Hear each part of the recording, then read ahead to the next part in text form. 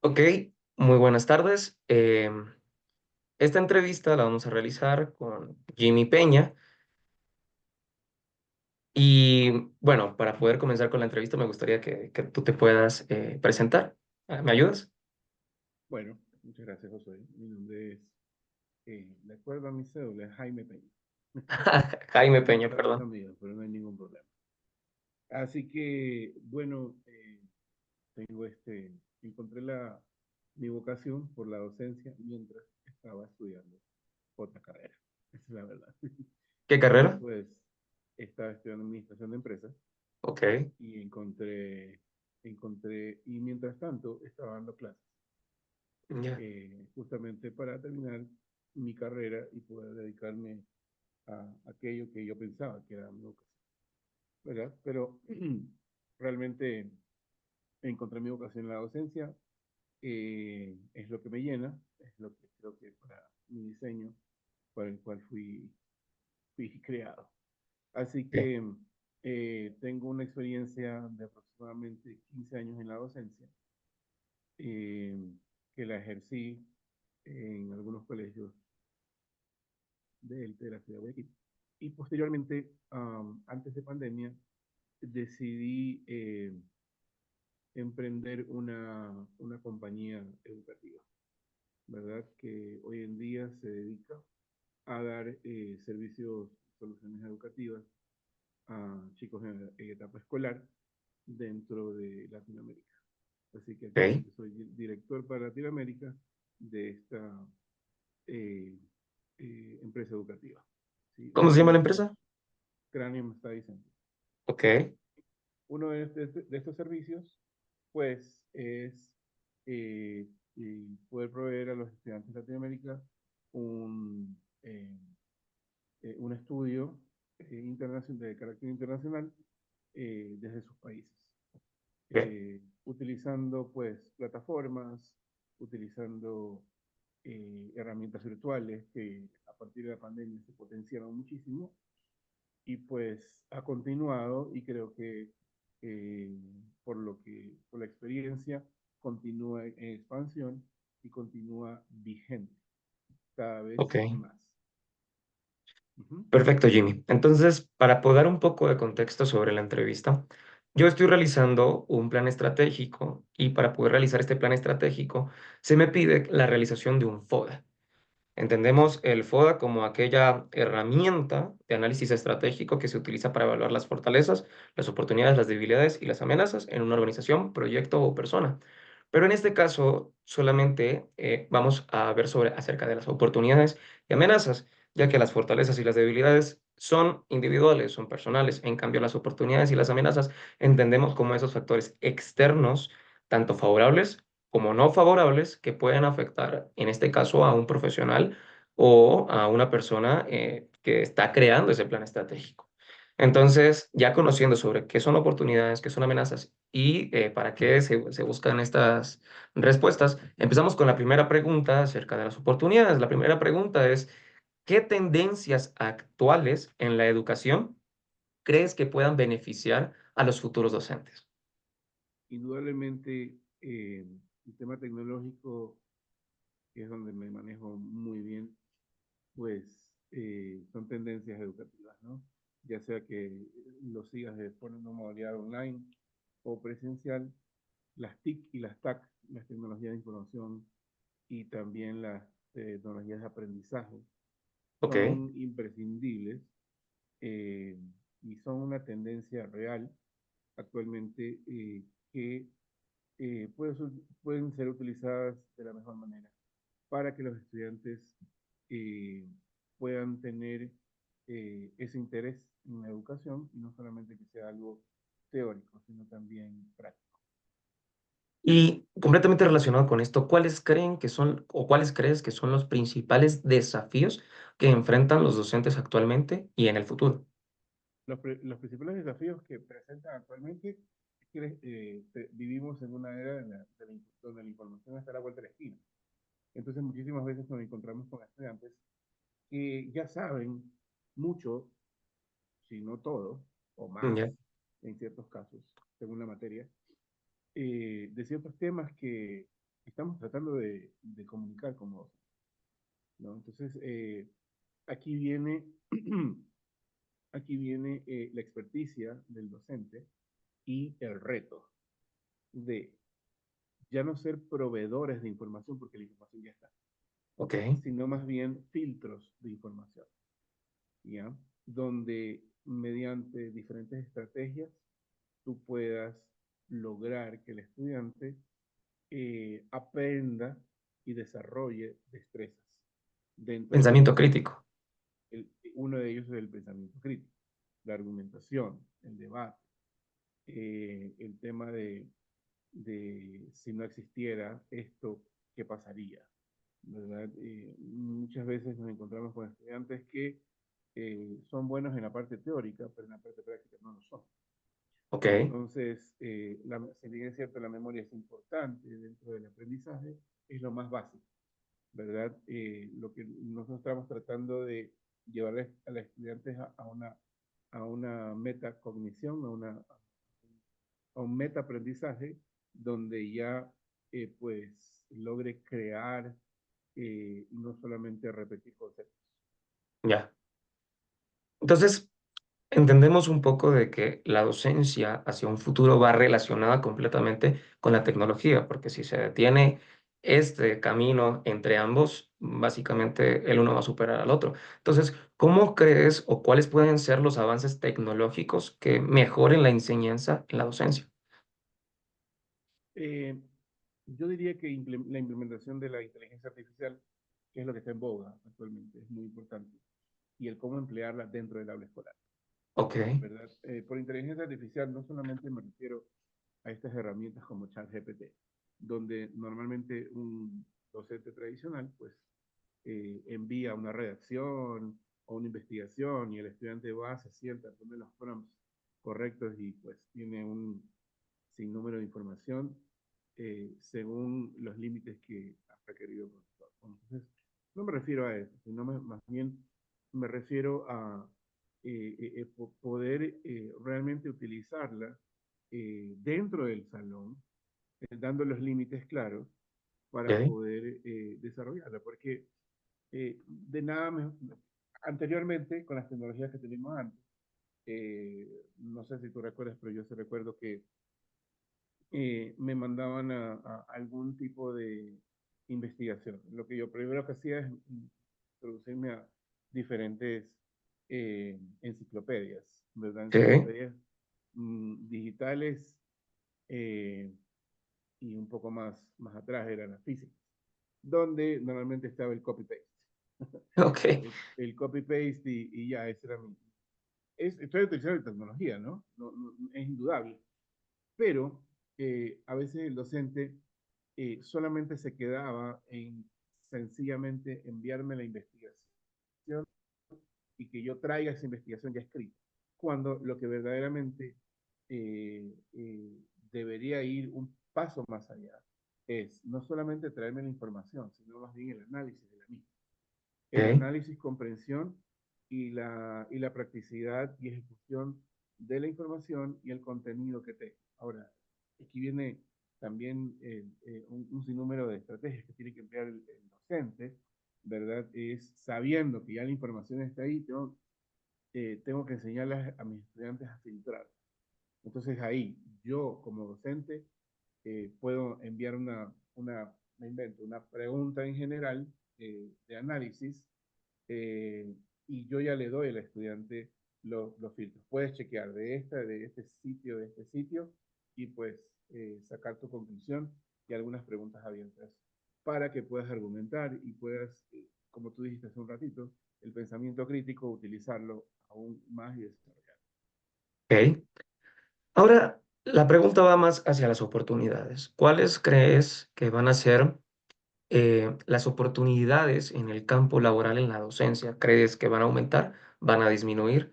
¿Cómo crees que va a ser este juego, por así decirlo? Bueno, generalmente los profesionales que están muy relacionados con la educación es el campo psicológico. Ok, Las neurociencias, ¿verdad? Actualmente están en boga.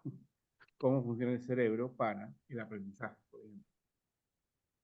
Y esto nos da una pauta muy interesante porque es una oportunidad grande para poder reinterpretar o reinventar esto que se llaman teorías de aprendizaje, Ok, ¿verdad?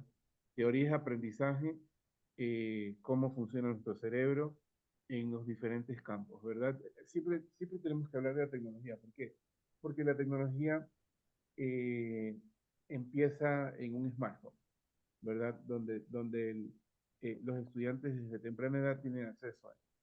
Y pues toda la sinapsis, todas las conexiones neuronales, a partir de eso, se van desarrollando de una forma muy diferente a alguien que no fue nativo digital.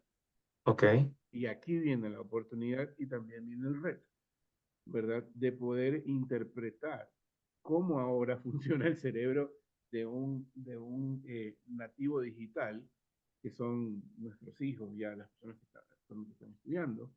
Pues en mi época nosotros fuimos migrantes digitales, yo estoy en los 40. Entonces somos migrantes digitales, nosotros no nacimos con un smartphone en la mano. Mis hijos sí, ¿verdad? Nosotros tenemos que migrar. Entonces, la forma como nosotros nos relacionamos con la educación y cómo vamos aprendiendo es muy diferente. Entonces, el reto es poder analizar a estos nativos digitales, a estas personas que ya vienen con la tecnología integrado, el chip en el cerebro, para ver qué es lo que le mueve, qué es lo que más les interesa. Los tiempos de atención han sido reducidos en una barbaridad. Hoy en día hablamos de espectros muy simplificados ok. versus las mismas personas que estudiaron hace unos años atrás. Sí. Entonces, este es un reto y una oportunidad también para que las neurociencias puedan intervenir y puedan hacer de la educación algo práctico y no solamente teórico. Bueno, esto en la psicología se llama psicoeducación y la psicoeducación por lo general se suele dar dentro de la terapia. O sea, lo que tú nos quieres decir es que es necesario y es muy importante que esta psicoeducación no solamente se mantenga en terapia a aquellas personas que deseen ir a terapia, sino que también sería muy bueno llevarlo al campo de la docencia.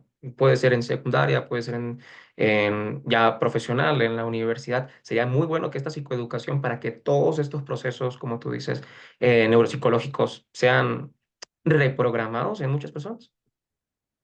Sí, sí, actualmente estamos viendo eh, chicos que vienen con, eh, les llaman los psicólogos que los han, los psicopedagogas que los han atendido con ciertas condiciones de aprendizaje. Ok, Y para ellos hay un sinnúmero de adaptaciones curriculares que ya. vienen desde las más sencillas hasta las más complejas. Entonces, sí es importante lo que acabas de mencionar. Y en cuestión a las amenazas, ¿cuáles crees que serían las amenazas que existen en cuanto a la estabilidad laboral en un docente? Bueno, cada vez más, desde mi punto de vista, Ok, estoy viendo un fenómeno que va ocurriendo y cada vez menos personas quieren ser docentes. La pregunta es ¿por qué? La pregunta es porque la complejidad y los cambios actualmente se vienen dando tan acelerados que el estudio previo para llegar a ser docente, desde el principio que empecé a estudiar hasta el final, ya hay un sinnúmero de cambios que han ocurrido. Entonces, en ciertos casos, creo que se sienten, eh, eh, voy a emplear esta palabra fea, obsoletos, ya ok. cuando han adquirido el título y pueden desarrollarlo. Los cambios son tan acelerados y no solamente los cambios tecnológicos, los cambios en las generaciones son tan acelerados que no puedes pretender enseñarle a una generación de una forma como aprendían hace unos 5 años. Se hablaba antes de una generación, perdón, estoy empleando mal el término. Eh, Ahora se hablan de cambios cada 6 meses tecnológicos, Ok. lo cual lleva a cambios de educación que son cada vez más rápidos, de 2 o 3 años. O sea, realmente es un reto hoy en día ser un docente y estar porque se al día, automatizan. se automatizan y claro, pues tú siempre estás en tu zona de confort, obviamente esa es la tendencia, pero no, un docente hoy en día, y aquí hablando de habilidades, un docente tiene que ser adaptable, Ok, completamente adaptable conforme vayan pasando los meses. Ni siquiera puedo hablar de años, ¿verdad? Porque quizás las estrategias que yo empleo en el primer quimestre no me sirvan en el segundo quimestre, ok, ¿verdad? Hablando de ya de una escolaridad, ¿no? Entonces, ahí vienen un sinnúmero de factores en el cual el docente requiere reinventarse a cada rato. ok. Reinventarse a cada rato, probar, probar, hasta que algo le funcione, y lo que te funciona con el paralelo A, quizás no te funciona con el paralelo B, ves el nivel de complejidad, Sí, ¿verdad? No es como un suma y resta y hay una fórmula, no existe eso. Entonces, indagador es otra habilidad que debe ser indagador el docente, y tener esta capacidad de ir a la par con los cambios que se van dando. perfecto. Y para poder terminar con la entrevista, otro factor un poco más externo, por así decirlo, que tanto provee oportunidades como provee amenazas en el campo de la docencia, es la política. Entendemos que el impacto que tienen los cambios en la política, en la parte educativa, como también en el cambio de presupuestos, por ejemplo, hace que hayan más oportunidades como hayan más amenazas para los docentes. ¿Qué opinas acerca de este cambio de políticas constantes dentro del país con respecto a las políticas públicas sobre la educación? Y cuando me hablas de políticas, es cómo puede incidir el docente en estas políticas. No tanto el docente, las políticas en los docentes. Por ejemplo, sabemos que colegios fiscales, colegios públicos, están completamente regulados a la parte de las ordenanzas públicas que existen de parte del gobierno, de parte del Ministerio de Educación. Como también esto puede afectar a la parte de la educación, salarios, etcétera, recorte de salarios que incluso muchas veces provoca que hayan docentes que sean despedidos. ¿Cómo crees que estas políticas constantes que cambian en diferentes gobiernos, que se ha podido ver en diferentes gobiernos de hace unos 6 años hacia acá, cómo estas políticas pueden influir en la docencia o en los docentes? Influyen directamente porque eh, nosotros no trabajamos solamente por el dinero, sino también por inspiración y una vocación que nos mueve. Cuando esto se ve mermado por cambios repetitivos con los cuales no estamos de acuerdo, pues los niveles de inspiración bajan. Y si mi nivel de inspiración baja, empiezo a ver docentes que solamente trabajan por el dinero, lo cual es muy peligroso en cualquier ámbito, no solamente en la docencia, porque sencillamente hago lo que me toca hacer porque me toca hacer y porque me lo envían a hacer. Ok, No hay el crear estrategias nuevas. Ya no va a existir ese amor a la camiseta por la vocación, porque obviamente el docente se ve, es como, siempre lo he visto como una vela, ¿verdad? Como una vela que está encendida y se va consumiendo, ok, ¿verdad? Conforme va pasando el tiempo se va consumiendo.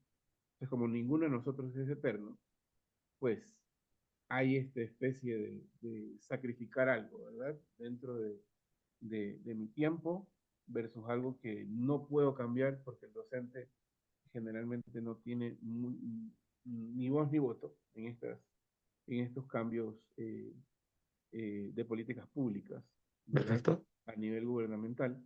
Entonces, sí afecta especialmente a la parte popular, ¿verdad? Que es la parte fiscal, ¿verdad? En temas de la parte privada, pues hay un poco más de amplitud, flexibilidad para poder crear planes pilotos, ¿no?